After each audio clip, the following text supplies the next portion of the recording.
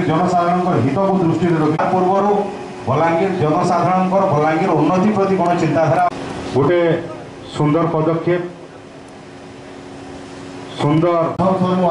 को आंतरिक धन्यवाद देवा चाहे कि गत निर्वाचन में आपण माने बहुत परिमाण में आमको आशीर्वाद देते सुजोग देते आपण सेवा करने लगी ये अंचल विकास और उन्नति लगी ये अंचल में शांति अमल रखा लगी आम आगामी दिन में आपण मान सहयोग आशीर्वाद और सौभाग्यतार कामना करवा विभिन्न जिनिस आम माने संकल्प पत्र रखिलु आपण सामने मुख्य स्तर में स्वास्थ्य शिक्षा गमनागमन पीवा पानी जलसेचन तथा युवक मान निजुक्तिर कथा विभिन्न समाज लगी विभिन्न आपण दाबी केते दाबीटा आम पूरण करने लगे भविष्य में चेष्टा करूँ आगामी दिन में निर्वाचन असेंबली असेंबली रे मुख्य उद्देश्य मुख्य दाबीटा बलांगीर को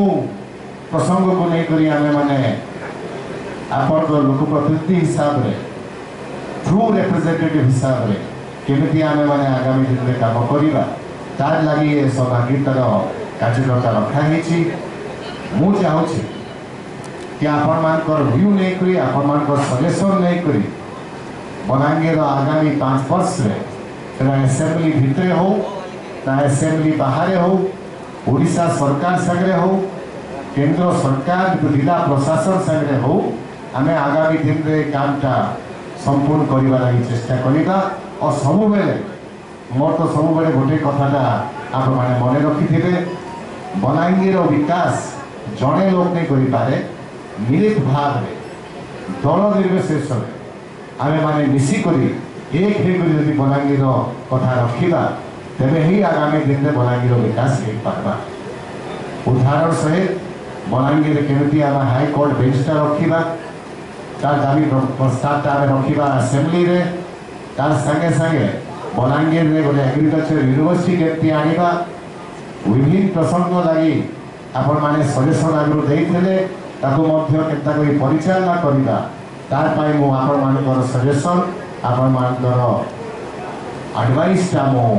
सीख करूची मु आशा करूची आपण माने आमको सहयोग करेंगे आशीर्वाद दौथे और बलांगीर शांति अमल रखा लगी आप आशीर्वाद सब आम साथ बहुत बहुत धन्यवाद नमस्कार जय हिंद।